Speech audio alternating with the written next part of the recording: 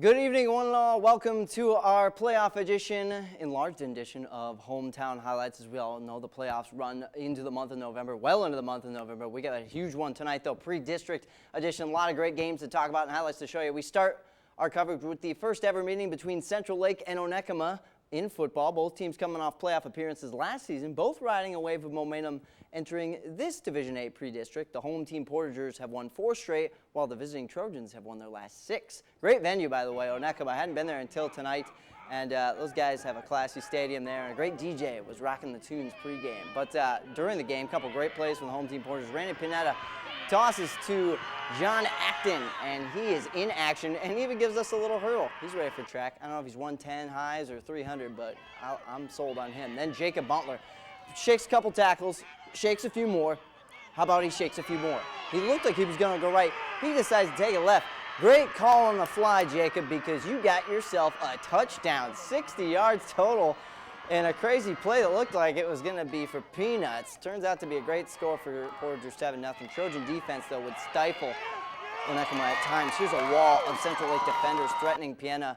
This night, though, was all about Onekama. Trojans got close to scoring, but Portagers do pitch the shutout, 27-0.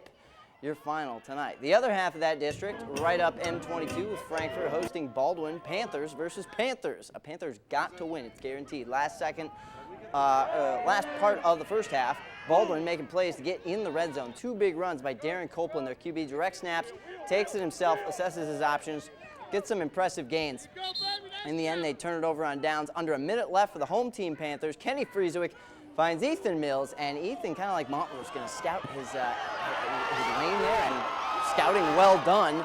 Mills going to the other end. Don't get rattled, camera guy. It's a touchdown, 70 yards on the score. Frankfort Panther Nation all jazzed up because it's 42-8 at the half. They go on to win 56-32. We'll see a Frankfort-Onekama rematch, just like we saw last week in the district finals, next week, and that's always good. We've got at least one more game at Curtis Field. Historic Curtis Field. Northman hosting Sault Ste. Marie in a rematch from week 1. Northman won that one 42-14. Evan Whitmore calls his own number to start the highlight, runs it up the middle for 6. Well, we give him a PAT, too. Set. I don't know if Whitmore kicked that one, though. I can't confirm that. He shows off the arms with a long pass to Peter Crittenden. Another Northman score. They're making it look easy early. 13-0 lead. Let's check in on the Blue Devils. Nicholas Lacrosse. He's going to throw it in the air. It's a costly one. It's an interception to Crittenden, who takes it back deep into the SSM territory. Start of the second. Petoskey, 4th and 4 in the the Blue Devil zone. And they make a big stop. Give it up to Sault Ste. Marie. They weren't going away. They weren't just going back over the bridge just yet. Turning over, stopping a potential touchdown, but P-Town wins it 34-7 tonight. It's up to Gaylord to see if we get a game there again next week. We'll see. Traverse City Central has not lost a game this season. Home at Thurlby against battle-tested 7-2 Muskegon.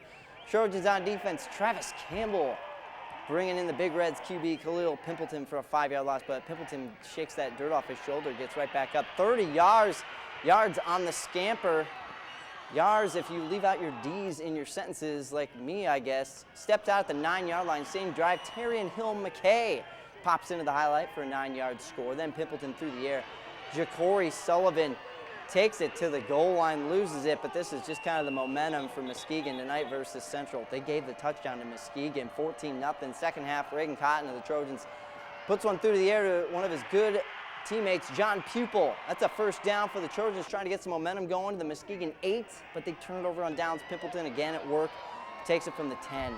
And the Big Reds just kind of beat on up the home team Trojans tonight, unfortunately sending them home for the season, 40-14, the final there. All right, much more playoff highlights to come. Do not go anywhere. A huge matchup between Manistee and Reed City, plus St. Ignace and Johannesburg-Lewiston. Hope 2 wins, a win apiece, puts them in a rematch next week. We'll find out coming up.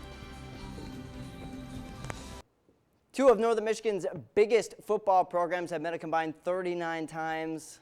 Give you a second to guess at home who it is. Number 40 would be in the postseason tonight. For more, we turn things over to 7-4 sports reporter Brittany Beauty. Good evening, Brittany. Good evening, Harrison. Manistee, they're back in the playoffs for the first time in 3 years, and they didn't get an easy first game. Tonight, the Chippewas had to face Reed City, who, keep in mind, has finished 9-0 their past 4 out of 5 regular seasons.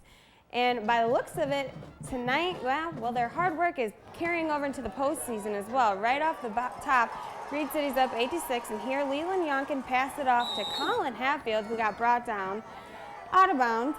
And now, starting near the 40, Yonkin sneaks it to Andre Jones. And I talked to him. Yeah, he's a giant for sure. And then trying to answer back now, Chippewa's Ty Allen launches it to, well, no one, because it got tipped off by Brandon Evans. So Ty Allen tries again, this time a little bit shorter throw. But Hunter Adams, he saw it coming the whole time and takes that one right out of the air. Now the Coyotes, they have possession again, and so does Andre Jones. And he looks at the camera, and he got another 6 for Reed City, and they go on to win it 50-27. Now Boyne City made it all the way to the Division VI semifinals last fall and started a new quest tonight against Oscoda. Late in the second quarter, Oscoda QB Jacob, he tosses it, and it gets picked off by number 8, who carries it at least 40 yards all the way down to the end zone, and Boyne City's up now 41-7. Third quarter, QB Mason Gardner throws a perfect ball to Dominic Archie, who walks in another 6 for the Ramblers there. Boyne running back Taram Bell. He shakes the tackle, boom, he falls. And now they're in the red zone. And then Bell, well, he finishes it off with his last run. He takes it to the left down the sideline and scores for the Ramblers, puts them up even more. Now Scuttle, they also scored a couple more times, but Boyne City took it home. And tonight they won 55-20.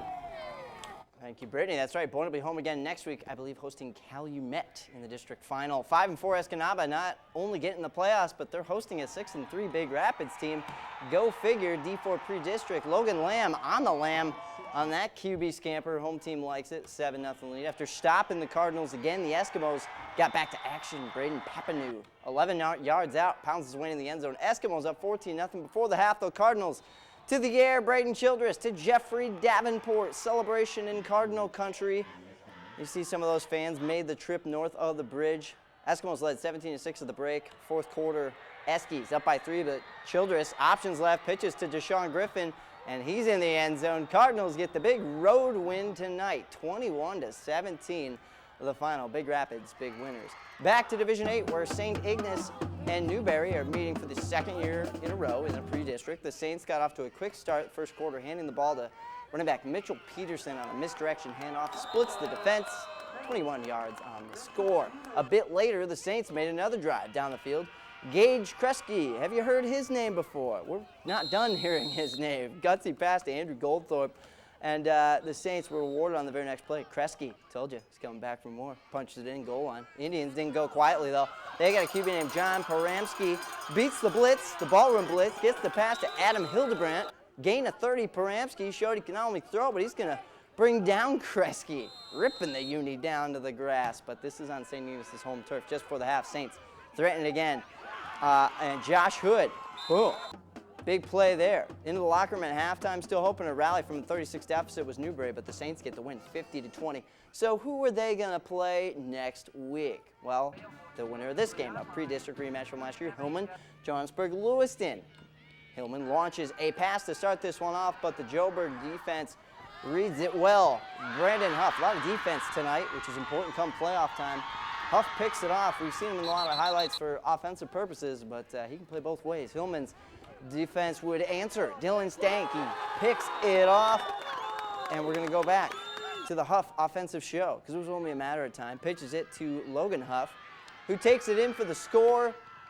An impressive score at that. Billy Colkin now hands off to Travis Fessler. This is the Tiger offense. A nice cut, gets a big gain for Hillman, gets brought down the end there. Cardinals, though, they get the win. Can you say rematch? Because I know I can. I have a feeling St. Ignace Joburg going to be our game of the week when those two have a Week 5 rematch again in the district final.